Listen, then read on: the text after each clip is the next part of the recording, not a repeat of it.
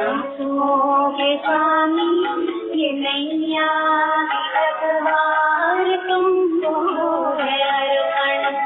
प्राणों के प्यारे बाबा हमारे, प्राणों के प्यारे बाबा हमारे, तुझे तेरा सब कुछ समर्पण समर्पण। जीवन के राजा सांसों के स्वामी ये नैया की पतवार तुमको है अर्पण।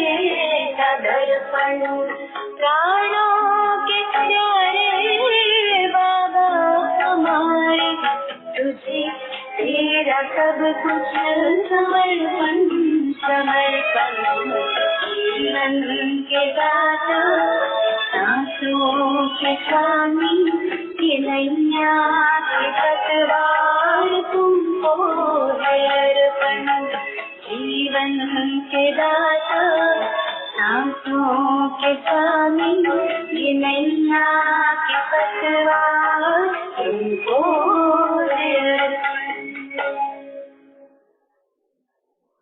ओम शांति। ओम शांति दी। ओम शांति दी। इतना ब्यूटीफुल सॉन्ग था, मन ही नहीं किया उसको बीच में रोकने का। One of my favourite song. जब भी ये गाना चलता है स्टार्ट में बाबा मुझे रिमाइंड करता था, ये गाना तू ही गा रही है ना, तूने अगर तेरी पतवार मेरे हवाले कर दिए फिर क्यों सोचती है, फिर क्यों डरती है। इस तरह का क्वेश्चन वो करता था मुझे। क्योंकि हम गाने तो बोल देते हैं, मन से गा भी देते हैं, वो उसका मतलब नहीं समझते और उसको अमल भी नहीं करते। बस वो अच्छा लग रहा है गाना, इसके लिए गाया है ना। बहुत ब्यूटीफुल सॉन्ग है, बहुत मीनिंगफुल सॉन्ग है ये। अच्छा, आज से हम न्यू चैप्टर लेने वाले हैं। वो है सृष्टि चक्र। स्पेशली ये न्यू कमर्स के लिए ले रहे हैं। ये आज एक दिन में ही खत्म हो जाएगा, क्योंकि डिटेल में हम यूट्यूब पे डाला हुआ है, उस पे भी आप सुन सकते हैं, या तो गूगल ड्राइव भी हम ग्रुप में पोस्ट करेंगे, उसमें भी आप सुन सकते हो। क्योंकि मोस्टली न्यू कमर्स बहुत कम ज्वाइन होते हैं, वो बाद में वो लोग ऑडियो सुन लेते हैं। ऐसे तो है रिस्पेक्टेड अपनी प्रीति बहन, मेधा बहन, प्रतिभा बहन, बहुत से हैं, ऐसे नहीं कि नहीं है न्यू कमर्स। थैंक यू दीदी। अच्छा, सृष्टि चक्र का मतलब पता है? हाँ, सृष्टि यानी ये कुदरत, यूनिवर्स, अपना वर्ल्ड, अपनी दुनिया, इसका चक्र मतलब एक फुल कंप्लीट सर्कल, साइकिल, हम उसको साइकिल बोलेंगे। सृष्टि चक्र यानी वर्ल्ड साइकिल। ये वर्ल्ड साइकिल चलती कैसे है,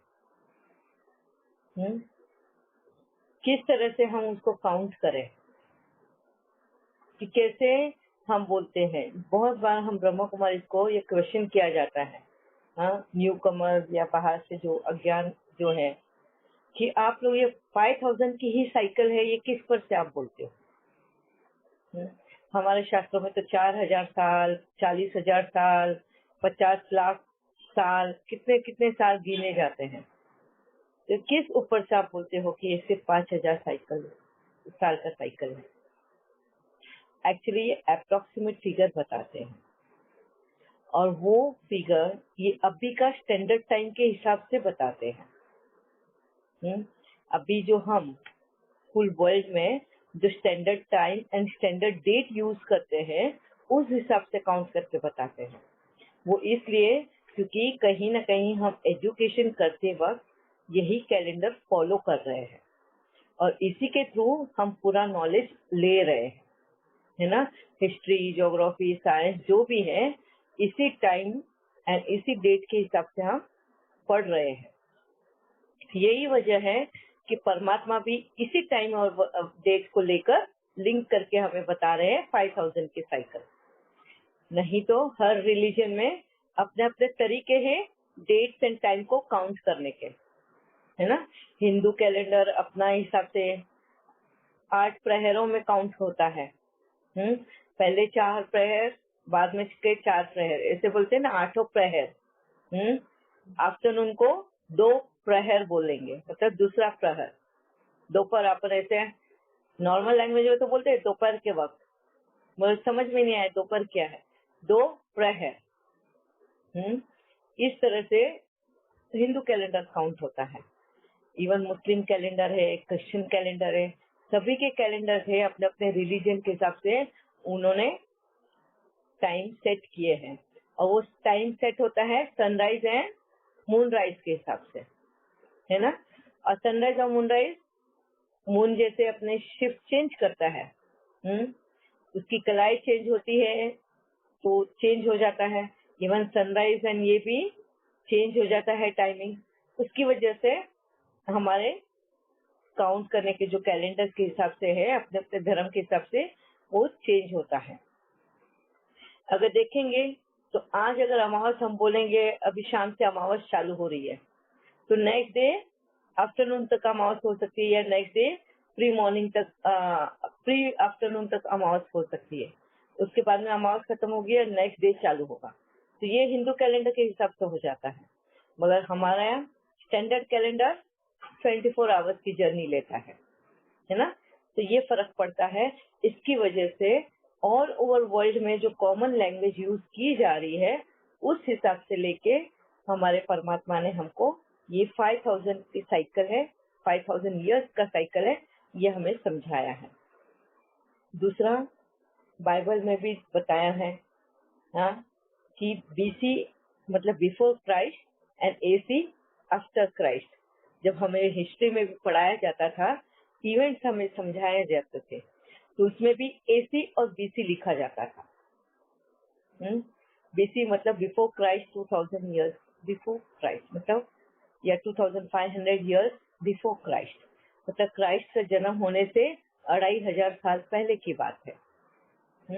आफ्टर क्राइस्ट 1500 ईयर्स। इस तरह से वो इवेंट्स लिखे जाते थे, है ना।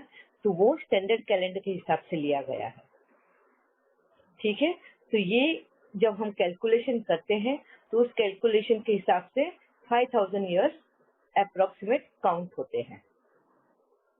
हम फिक्स इसके लिए नहीं बोलते, क्योंकि कभी आगे पीछे होते हैं ना। ये वैसे भी 565 डेज, सॉरी 365 डेज का एक साल नहीं होता है, 1/4 डे एक्स्ट्रा काउंट होता है, 6 आवर्स। इसके लिए एवरी 4 इयर्स के बाद में फरवरी मंथ में 1 डे एक्स्ट्रा काउंट होता है। इसके लिए उसको लीप ईयर कहा जाता है। तो इसके लिए हम अप्रोक्सीमेट फिगर बोलते हैं, कभी भी फिक्स फिगर नहीं बोलते, ठीक है। ये क्लियर है? अच्छा, ये साइकिल सेम हूबहू रिपीट होती है। जो ये साइकिल है, एक सर्कल है, ये साइकिल का नेवर एंडिंग है, ये कभी खत्म नहीं होती। वो हमेशा चालू ही रहती है। और ये किसके ऊपर से कि सेम रिपीट होता है? ये कैसे प्रूव करेंगे कि पिछले साइकिल में भी सेम ऐसी ही चीजें हुई थी? कोई प्रूव कर सकता है इसको? सिर्फ परमात्मा ही आके हमें बता सकता है ये बात, है ना। और उन्होंने ही ये बात बताई है, क्योंकि जाने अनजाने इन चीजों को हम भी देखते आए हैं, फॉलो कर रहे हैं, समझ रहे हैं, पर हमें ये पता नहीं है ये रिपीटेड चीजें हो रही है। पूरे वर्ल्ड में सब लोग एस्ट्रोलॉजी को मानते हैं, है ना, पाल्मिस्ट्री को मानते हैं, भविष्य को समझते हैं। इसके लिए एस्ट्रोलॉजी, पाल्मिस्ट्री, इनके पास जाते हैं अपने फ्यूचर के बारे में जानने के लिए। क्या आपको अजीब नहीं लगता? जो चीज हुई ही नहीं कभी, उसके बारे में कौन कैसे बता सकता है? हाँ? जो चीज अभी घटित ही नहीं हुई है, उसके बारे में कैसे कोई बता सकता है? फ्यूचर कैसे बता सकता है? इसका मतलब अगर कोई फ्यूचर बता रहा है, इसका मतलब ये पहले से हो चुका है ना। अगर पहले से हो चुका है, मतलब कब हुआ है? पिछले साइकिल में। पिछले साइकिल में सेम ऐसा ही हुआ है, इसके लिए अभी भी वापस से वो होगा। ये वो साइकिल प्रूव करता है कि ये जो साइकिल है 5000 ईयर्स की, हूबहू रिपीट होती है। ठीक है, क्लियर है ये? अच्छा, अभी ये साइकिल जो है, इसको हम अप्रोक्सीमेटली सब में सेम बांट लेते हैं, क्योंकि 4 युग बताए हैं। 4 युग पता है ना, गीता में 4 युग के बारे में बात करते हैं। पहला युग है गोल्डन एज, सतयुग। फिर दूसरा है त्रेता युग, सिल्वर एज। फिर है द्वापर, कॉपर एज। उसके बाद चौथा आता है कलयुग, आयरन एज। ठीक है, ये 4 युगों में इस 5000 के साइकिल को हम इक्वली डिवाइड कर लेते हैं। तो इक्वली अगर हम डिवाइड करते हैं तो कितने सालों में एक एक युग आते हैं? एक युग में कितने साल आएंगे? 1250 साल, है ना? 1250 ईयर्स। ठीक है। तो अगर आप देखोगे, एक सर्कल हम ड्रॉ करेंगे और सर्कल को 4 हिस्सों में डिवाइड करते हैं प्लस साइन, तो क्या बन जाता है? और उस सर्कल के वो कॉर्नर्स निकाल दो, प्लस साइन बन जाता है। हम अगर देखेंगे हिंदू, स्पेशली हिंदू, बौद्ध, जैन, हाँ, इवन आई थिंक सिखिज्म में भी स्वस्तिक की बहुत मान्यता है। स्वास्तिक हम बनाते हैं ना पूजा करते वक्त, तो स्वास्तिक उसका मतलब क्या है? स्व की अस्थि का, स्व का अस्तित्व, उसको कहते हैं स्वस्तिक। और हर पूजा में हम जब भी परमात्मा की पूजा करते हैं, उस परमात्मा की पूजा के साथ साथ स्वस्तिक जरूर ड्रॉ करते हैं, कोई भी शुभ कार्य के वक्त में। पता है क्यों करते हैं? हाँ, स्वस्तिक का मतलब है तुम्हारा अस्तित्व इस चारों युगों में, इस साइकिल में तुम्हारा अस्तित्व का होना। इसके लिए स्वस्तिक ड्रॉ करने के बाद में हम उसमें सेंटर में चारों जगह पे एक एक डॉट ड्रॉ करते हैं, एक एक डॉट देते हैं। वो डॉट यानी एक आत्मा, मेरा अस्तित्व इस चारों युगों में, इसके लिए मैं वो डॉट रखती हूँ। ठीक है, इसको कहते हैं स्वस्तिक।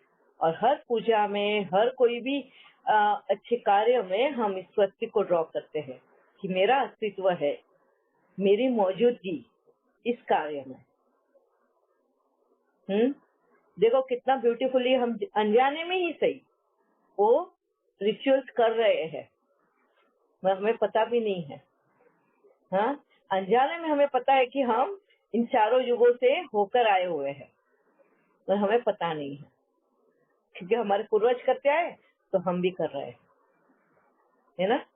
और ये ब्यूटीफुल ज्ञान जब परमात्मा हमारे सामने ओपन करता है तो कितना अच्छा लगता है। तो ये है 4 युगों का हमारा अस्तित्व। ठीक है, अभी फर्स्ट हम लेते हैं गोल्डन एज। ठीक है, गोल्डन एज ले या अभी का एज ले हम, जिसको कहते हैं संगम युग। अभी आप लोग जो आए हो यहाँ पे, ये कोर्स कर रहे हो 7 डेज का, है ना? ये किस जगह पे जाने की तैयारी कर रहे हैं? गोल्डन एज में जाने की, है ना? वो डिग्री लेंगे जहाँ तुम गोल्डन एज में एंटर कर सको, तो उसकी पढ़ाई पढ़ने वाले हो, और वो पढ़ाई पढ़ोगे आप संगम युग में। यूनिवर्सिटी बोलते हैं, एजुकेशन लाइफ तुम्हारी बोलेंगे हम, स्टूडेंट लाइफ। वो जो स्टूडेंट लाइफ बोलते हैं वो होता है संगम युग का, जो है अभी जो जिन्होंने अभी ये कोर्स कर रहे हैं नए, उनके लिए ये स्टार्टिंग पॉइंट है। ठीक है, इस साइकिल का, कौन से साइकिल का? जो आने वाला साइकिल है ना, उस साइकिल में एंटर करने की ये स्टार्टिंग पॉइंट है, उसकी तैयारी है, एजुकेशन ले रहे हैं। इसके लिए इसको संगम युग कहते हैं। संगम युग यानी बीते हुए युग और आने वाले युग, हाँ, बीता हुआ कल और आने वाला कल, इन दोनों को जब ज्वाइन करें तो बीच का जो पीरियड होता है उसको संगम युग कहते हैं। 2 युगों के बीच में भी हो सकता है, 2 कल्पों के बीच में भी हो सकता है। अभी कल्प मतलब क्या? जिसको हम साइकिल बोल रहे हैं। 4 युगों का जो साइकिल है, इन 4 युगों को अगर इकट्ठे करें तो उसको एक कल्प कहते हैं। अब ये एक कल्प खत्म हो रहा है, क्योंकि अब सभी को पता है कि हम कलयुग में हैं, ये लास्ट पड़ाव चल रहा है। है ना, क्योंकि दुखों की, दर्द की भरमार हो गई है। अब पुण्याई कम और पाप ज्यादा बढ़ गया है। बोलते हैं ना, जब हर कोई भी चीज की अति हो जाती है तो उसको खत्म होना होता है। वैसे ही अभी पाप की अति हो गई है, पाप कर्म की अति हो गई है। तो ये जब अति हो गई है तो इसको खत्म होना है, इस कलयुग को अब खत्म होना है। इसके लिए ये कलयुग अब खत्म होगा, मतलब ये कल्प खत्म होगा और नए कल्प की शुरुआत होगी। तो ये दोनों का जो संगम टाइम है, दोनों का जो मिलन टाइम है, उसको हम संगम युग कहते हैं। ओके। और जो जो आत्माएं, जो जो लोगों ने अभी यहाँ पे ज्वाइन किया है, कोर्स कर रहे हैं, उनका खुद का भी एक संगम युग आया है। उस आत्मा का भी एक संगम युग है। कैसे? क्योंकि अब उनको उनकी पहचान मिली है, एक रियल पहचान, हाँ, उनका रियल स्वरूप। पहले जो कलयुग था, पहले जब तुम आने से पहले तुम्हारा जो स्वरूप था वो एडॉप्टेड स्वरूप था। तुमने एडॉप्ट किया था दुनिया से, वो एडॉप्ट करके वो स्वरूप बनाया हुआ था, जिसमें सारा मिक्सचर था, गुणों का, विकारों का, सभी का मिक्सचर था, कॉम्प्लिकेटेड था। अब जब यहाँ पर आए, यहाँ पे परमात्मा ने तुम्हें तुम्हारी असली पहचान दी, असली वजूद दिया, तुम्हें तुम्हारा यहाँ रहने का, अस्तित्व का मकसद बताया, और तुम्हें तुम्हारी जब असली स्वरूप बताया, उसके बाद में तुम अपने अंदर से ये जो भी एडॉप्टेड चीजें है उसको छोड़ोगे, छोड़ने की कोशिश करोगे। वो है विकारी संस्कार, विकारी प्रभाव, विकार, ये जो भी है, विकारी कर्म, ये सब छोड़ने की कोशिश करोगे। जो एडॉप्टेड है वो सब छोड़ोगे एंड ओरिजिनल फॉर्म पे आओगे। तो ये जो दोनों का संगम है, जो फाइट तुम्हारी होगी अभी अपने आप के साथ में, उसको कहते हैं संगम युग। ठीक है? एक कल्प से निकल के दूसरे कल्प में एंट्री, एक युग से निकल के दूसरे युग में एंट्री। तो अभी तुम जो खड़े हो, ऐसे समझो, मॉर्निंग, अर्ली मॉर्निंग बोलते हैं ना, शुभ सकाळ, क्या पहाटे, मराठी में पहाटे बोलते हैं या अर्ली मॉर्निंग, हाँ, जो एकदम ऑस्पिशियस टाइम होता है वो है ये। ठीक है? मतलब ट्रांजिशन है दीदी, ट्रांजिशन है, ट्रांजिशन चल रहा है। Change, change, hmm. Transition period, transformation period, changing period. अभी अगर आप देखोगे बाहर मौसम में भी, हाँ, ठंड जाके गर्मी का मौसम आने वाला है, तो उस बीच में जो एक मौसम होता है वो होता है स्प्रिंग सीजन, फाल्गुन, जहाँ पे सारे अभी बर्ड, प्लांट, फूल, ये सब फल जो है सारे नए सिरे से आएंगे अभी, है ना, और फिर बाद में एकदम ब्यूटीफुल दिखेगा सब गार्डन्स और ये सब। तो ये जो चेंज आता है, ये जो है, ये एक बहुत ब्यूटीफुल चीज होती है, ट्रांजिशन पीरियड, है, जहाँ हमें ये पता चलता है अभी हमारा दुख दर्द खत्म होने वाला है। जिस पीड़ा में हम जी रहे थे वो अब हम खत्म होके उसमें से निकल के एक सुख की जिंदगी जीने वाले हैं, है ना। ये कोर्स करते करते ही काफी हद तक आपको जैसे जैसे ज्ञान क्लियर हुआ, आप देखना आप लोगों को कितनी शांति मिली होगी। जिसके पीछे तुम दौड़ रहे थे, जिसके पीछे भाग रहे थे, आज तुम्हारी वो दौड़, वो भागना कितना कम हो गया होगा, वो तृष्णा तृप्त हो गई होगी, है ना। तो यही, इसी को कहते हैं संगम युग। ठीक है? ये है डायमंड युग भी बोलेंगे इसको, संगम युग भी बोलेंगे, हाँ, ट्रांजिशन पीरियड, ट्रांसफॉर्मेशन पीरियड, सब बोलेंगे इसको। ठीक है? यहाँ से जब हम एक कंप्लीट फॉर्म बनेंगे, एक कंप्लीट सोल, और परफेक्ट सोल बोलते हैं उसको, जिसमें कोई भी प्रकार का दिमक नहीं लगा हुआ है। फुल मून, एक चांद बोलते हैं ना, कंप्लीट चंद्रमा जो होता है पूर्णिमा के दिन का, कितना चमकता है वो, और कितना बड़ा और कितना उज्जवल दिखता है। उस तरह का हमारा स्वरूप बन जाएगा ये संगम युग से हम निकलते निकलते। वो जब हमारा कंप्लीट स्वरूप होगा तब हम एलिजिबल हो जाएंगे अगले कल्प में जाने के लिए।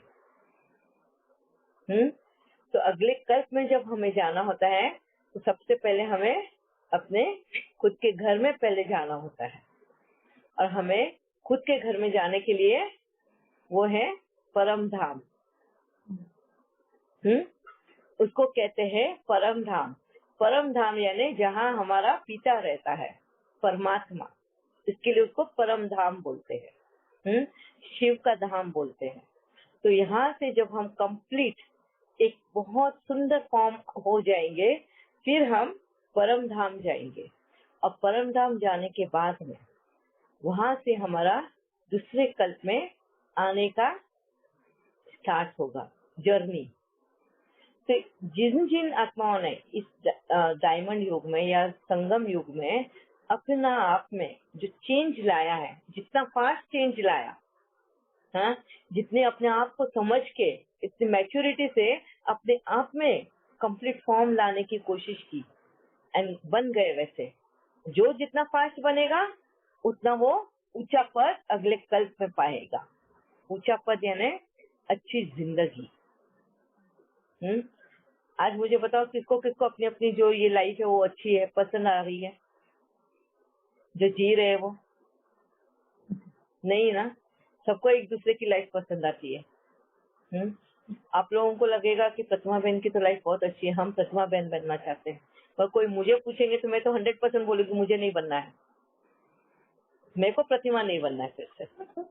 यस भावना बहन। दीदी यहाँ ऐसे कभी नहीं होता, किसी और की भी लाइफ सोचते हैं ना तो लगता है कि नहीं मुझे किसी और की लाइफ नहीं बनना है, यही बनना है जो मैं हूँ।